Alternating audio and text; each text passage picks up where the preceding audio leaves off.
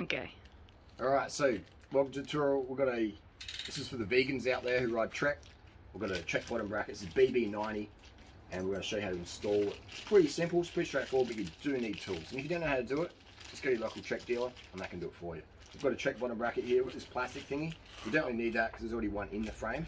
What we've got here is the two BB90 bearings, and these are press fit, they go into the frame. So we're going to have to remove the pre-existing ones and give them a clean up. Now what we've got here, we've got a Trek Emonda SL China, made in China.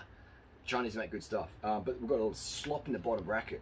So if we keep riding that, that could also damage the carbon frame. They do have a lot of issues with BB90, where they overload the bottom bracket. The person who owns this bike rides a fair bit, so you know, putting out a bit of watts and mileage. So the BB90 was a bit of a bad design. Trek have since ditched it and they're going with the threaded BB back to the roots. So there's a lot of play in here. We're going to put the bearings in there. If the bearings don't fix the play, then it's probably going to be a warranty issue. It means the bottom bracket's worn out and we'll send it back for warranty, stuff like that. But again, yeah, it shouldn't happen. But we'll try and fix it first before we send the frame to landfill. First, we've got to take off the cranks. And depends what cranks you got. You might have Shimano or SRAM, so we won't really show you how that's done because there's no point in doing that. But it's pretty simple if you've got Shimano. Maybe come around here and maybe someone does got a Shimano. You come around the side of the bike and we'll show you. So the Shimano one, you got two bolts here, two pinch bolts. So you want to loosen those off. And that's one bolt loose.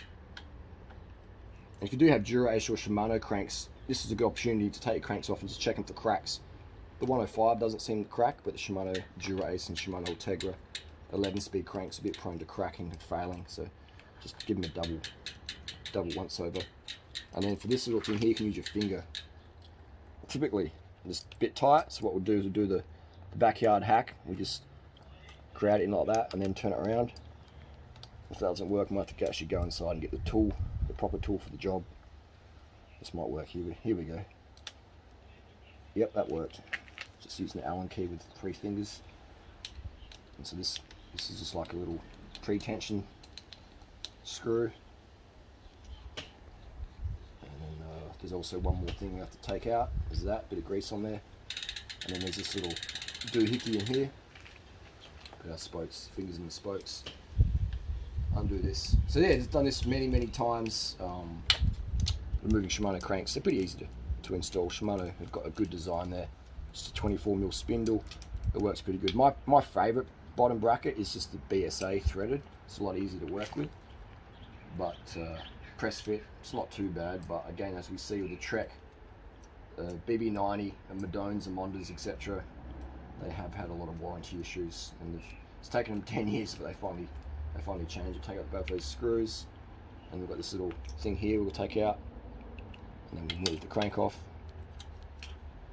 boom, like that. And then I'm going to give it a whack, put this over on the dirty ground there, get a rag, wipe off the grease, and then we're going to pop out this crank like so. Tap, tap, tap. And if we had a Dura-Ace crank, we'd check it for cracks around here. This one looks fine. I'll clean it off. We'll give it a bit of grease before we put it on. But you're here to see how to put the cranks, the bottom bracket out. So I should get straight to that business. We need a hammer and a BB tool. So we're going to put it through. We're going to go through this way. Take out the right cut first. Oh, I just pressed it out like that. That was easy. And then take out the left cut.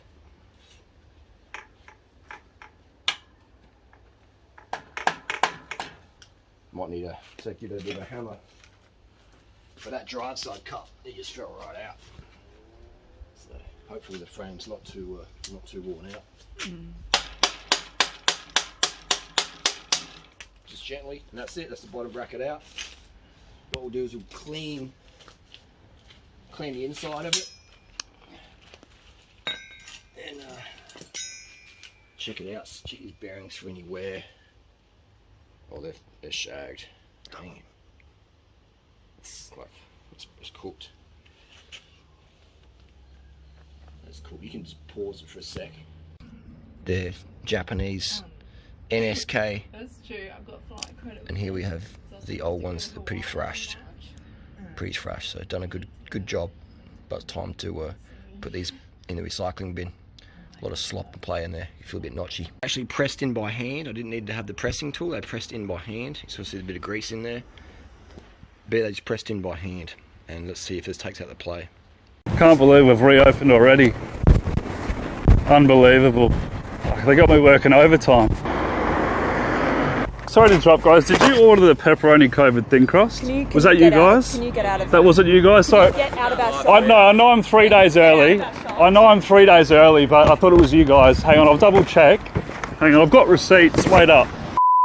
Absolutely, it is, Roseanne. But he has said that the 36-year-old Spanish national who lied about his job here at the pizza bar risked the local community. Well, he said it's absolutely ridiculous. And he said he's simply not going to do that to repatriated South Australians.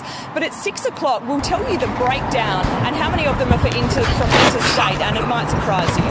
Sorry, what's the problem? Pandemic pizza behind us. If you think that's your idea of a joke, did you order the pandemic pizza? Was that you? If you think that was funny. It's a delicious pizza. We've got jalapenos. We've got, it's a meat lovers.